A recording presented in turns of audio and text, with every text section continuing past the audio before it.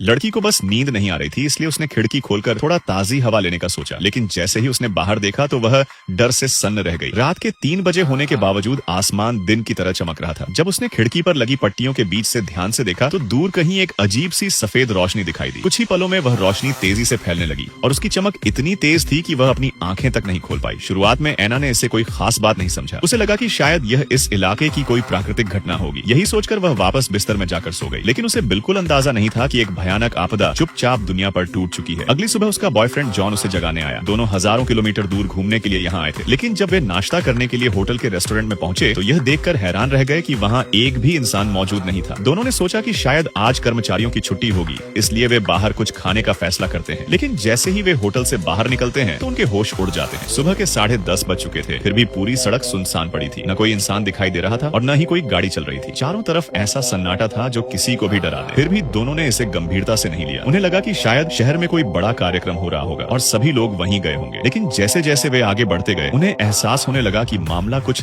ज्यादा ही अजीब है। सड़कों पर सिर्फ इंसान ही नहीं बल्कि जानवर तक गायब थे। घबराकर वे शहर के सबसे भीड़-भाड़ वाले इलाके में पहुंचते हैं, लेकिन वहां भी एक भी व्यक्ति नजर नहीं आता। दोनों जोर जोर से लोगों को आवाज लगाते हैं, लेकिन कोई जवाब नहीं मिलता। ऐसा लग रहा था मानो पूरी आबादी अचानक हवा में गायब हो गई हो। अगर शहर में कोई कार्यक्रम हो भी रहा होता तो कम से कम उसके पोस्टर या विज्ञापन कहीं न कहीं दिखाई देते। उलझन में पड़े दोनों शहर के सबसे बड़े सुपरमार्केट में पहुंचते हैं। उन्हें उम्मीद थी कि वहां जरूर कोई मिलेगा, लेकिन वहां का नजारा देखकर उनका दिल बैठ जाता है। न कोई ग्राहक दिखाई देता है और न ही कोई कर्मचारी। इसके बाद वे कई और सुपरमार्केट में जाकर देखते हैं, लेकिन हर जगह वही हाल होता है। हार न मानते हुए वे गली गली घूमकर लोगों को तलाशते हैं, लेकिन आधे से ज्यादा शहर छान मारने के बावजूद उन्हें किसी इंसान का नामो निशान नहीं मिलता। आखिरकार वे पास के एक बार में पहुंचते हैं। वहाँ की सभी कुर्सियां और मेजें बिल्कुल करीने से सजी हुई थी। इससे साफ था कि पिछली रात बार बंद होने के बाद कोई भी वहाँ नहीं आया था। यह रहस्यमय स्थिति एना को पूरी तरह तोड़ देती है। तभी जॉन को टीवी न्यूज का ख्याल आता है। उसे लगता है कि इतनी बड़ी घटना हुई है तो खबरों में इसकी चर्चा जरूर हो रही होगी। लेकिन जब वह उत्साह से टीवी चालू करके न्यूज चैनल लगाता है तो स्क्रीन पर सिर्फ सफेद शोर दिखाई देता है। निराश होकर दोनों बार से बाहर निकल आते हैं। अब उनके ऊपर एक और बड़ा सवाल मंडरा रहा था कि आखिर दुनिया के सारे लोग कहाँ गायब हो गए। अगर किसी वायरस ने सबको मार दिया होता तो कम से कम लाशें तो दिखाई देती, लेकिन यहाँ तो ऐसा लग रहा था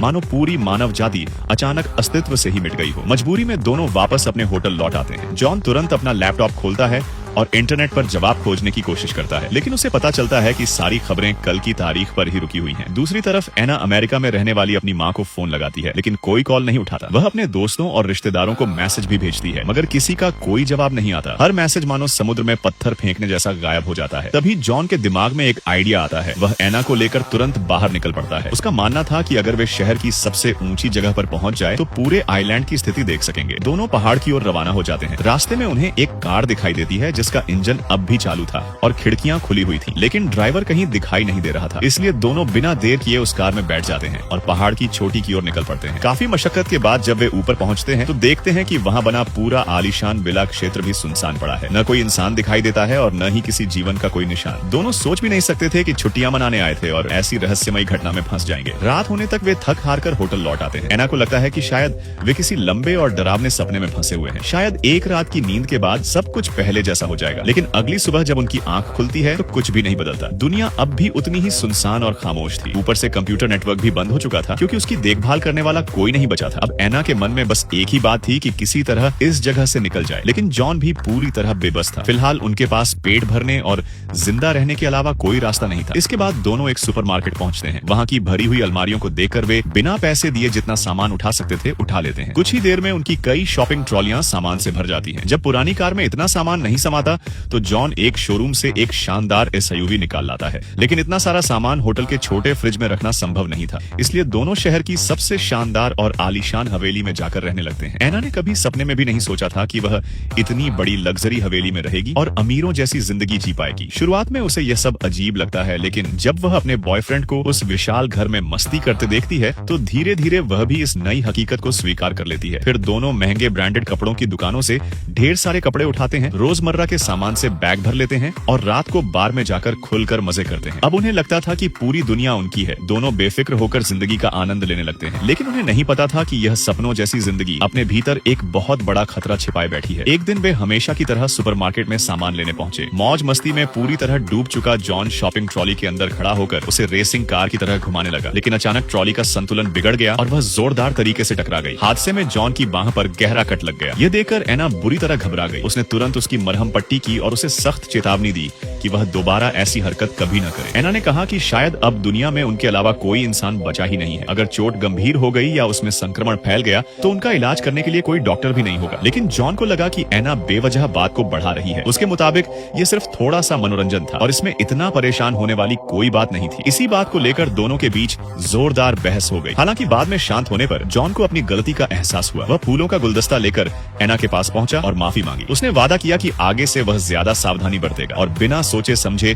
कोई जोखिम भरा काम नहीं करेगा। तब जाकर एना ने उसे माफ किया। लेकिन अगले दिन जॉन सामान इकट्ठा करने के लिए एक मॉल में गया। पिछली घटना के बाद वह पहले से काफी जिम्मेदार हो चुका था, लेकिन जैसे ही वह लिफ्ट में चढ़ा तो दरवाजा बंद होते समय एक अजीब सी आवाज आई। जॉन को तुरंत महसूस हुआ कि कुछ गड़बड़ है, लेकिन तब तक बहुत देर हो चुकी थी। नियमित मरम्मत और देखरेख न होने की वजह से लिफ्ट खराब हो गई और वह उसके अंदर फंस गया। उसने बार बार दरवाजे पीटे, मदद के लिए चिल्लाया, लेकिन कोई फायदा नहीं हुआ। जब उसे लगने लगा कि शायद वह पूरी जिंदगी इसी लिफ्ट में कैद रह जाएगा, तभी अचानक लिफ्ट का दरवाजा अपने आप खुल गया। हालांकि यह सिर्फ एक झूठा अलार्म निकला, लेकिन इस घटना ने उसे अंदर तक डरा दिया। इस हादसे के बाद दोनों को एहसास हुआ कि जो जिंदगी ऊपर से किसी स्वर्ग जैसी लग रही थी, वह हकीकत में उतनी आसान और खूबसूरत नहीं थी। आने वाले दिनों में दोनों रोज आइलैंड के अलग अलग हिस्सों में घूमते रहे। इसी दौरान उन्हें पता चला कि पूरे शहर की बिजली थर्मल पावर सिस्टम से चलती है, इसलिए बिना नियमित मरम्मत और देखरेख के भी कई सालों तक बिजली मिल सकती है। लेकिन बाकी सुविधाएं इंसानी देखभाल पर निर्भर थी। एक सुबह एना उठकर दांत साफ करने गई, लेकिन नल खोलते ही उसके होश उड़ गए। पानी पूरी तरह बंद हो चुका था। उसे तुरंत समझ आ गया कि यह बहुत बड़ी समस्या है। पानी के बिना वे ज्यादा समय तक जीवित नहीं रह सकते थे। उधर सुपरमार्केट में रखा खाना भी धीरे धीरे खराब हो रहा था। ताजी सब्जियां और फल लगभग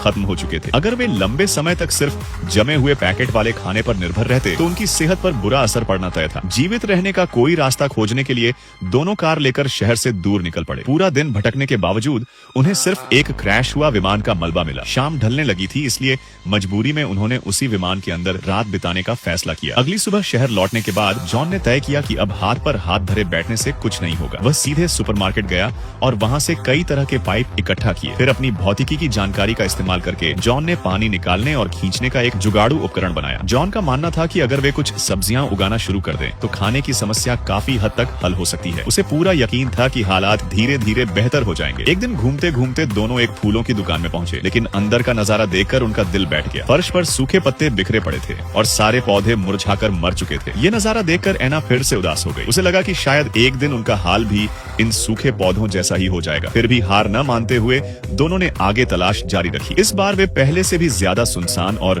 दूर दराज इलाके की तरफ निकल पड़े। लेकिन रास्ते में अचानक जॉन की नजर एक जगह पर पड़ी जहां उन्हें एक अकेला मकान दिखाई देता है। शाम होने लगी थी, इसलिए दोनों ने वहीं रात बिताने का फैसला किया। जब वे अंदर गए तो देखा कि यह जगह भी शहर की तरह उजड़ी हुई थी। वहां किसी इंसान के रहने के कोई निशान नहीं थे। जॉन ठंड से बचने के लिए लकड़ियां इकट्ठा करने बाहर निकलने ही वाला था कि तभी उसे थोड़ी दूरी पर एक बुजुर्ग व्यक्ति दिखाई दिया। लग रहा था कि उस बुजुर्ग ने कई दिनों से पानी नहीं पिया था। उसने बोतल मिलते ही पूरा पानी एक ही सांस में पी लिया। वह बेहद कमजोर हालत में था। जॉन और एना उसे सहारा देकर घर के अंदर ले आए। बातचीत के दौरान उन्हें पता चला कि उस रहस्यमयी रात के बाद जब बुजुर्ग को शहर में कोई इंसान नहीं मिला तो वह अपने गांव लौट आया था। लेकिन वहां भी उसके परिवार के सभी लोग गायब थे। उसे समझ ही नहीं आ रहा था कि आखिर हुआ क्या है। धीरे धीरे उसके घर का सारा राशन और सामान खत्म हो गया। तब उसे एहसास हुआ कि शायद अब उसकी जिंदगी ज्यादा लंबी नहीं बची है, इसलिए वह इस लकड़ी के घर में अपने आखिरी दिन बिताने आया था। उसका मानना था कि मरने के बाद शायद वह स्वर्ग में अपने परिवार से फिर मिल सकेगा। जॉन ने उसकी बातें सुनकर उसे हिम्मत दी। उसने कहा कि अब वह अकेला नहीं है, वे तीनों मिलकर एक टीम की तरह रह सकते हैं। अगर वे हार नहीं मानेंगे तो शायद उन्हें इस रहस्य का जवाब मिल जाए और हो सकता है कि कुछ और जीवित लोग भी मिल जाएं। बुजुर्ग को जॉन की बात सही लगी और उसने उनके साथ रहने का फैसला कर लिया। वह भी लोगों के गायब होने का सच जानना चाहता था, लेकिन किस्मत को कुछ और ही मंजूर था। अगली सुबह जब एना की आंख खुली तो उसने देखा कि वह बुजुर्ग नींद में ही शांति से दुनिया छोड़ चुका था। जिस जीवित इंसान को खोजने में उन्हें इतने महीने लग गए थे, वह भी उनसे बिछड़ गया। दोनों बहुत दुखी हुए और उन्होंने बुजुर्ग को घर के पीछे बने बगीचे में सम्मान पूर्वक दफना दिया। इसके बाद एना के मन में एक नई उम्मीद जगी। उसे लगा कि अगर उन्हें एक जीवित व्यक्ति मिल सकता है तो शायद और लोग भी कहीं न कहीं मौजूद हों। उसे लोगों को खोजने का एक तरीका सूझा। वह सुपरमार्केट से बड़ी मात्रा में लाल रंग की टेप लेकर आई और पूरे शहर की व्यवस्थित तरीके से तलाशी लेने लगी। जिस घर में कोई नहीं मिलता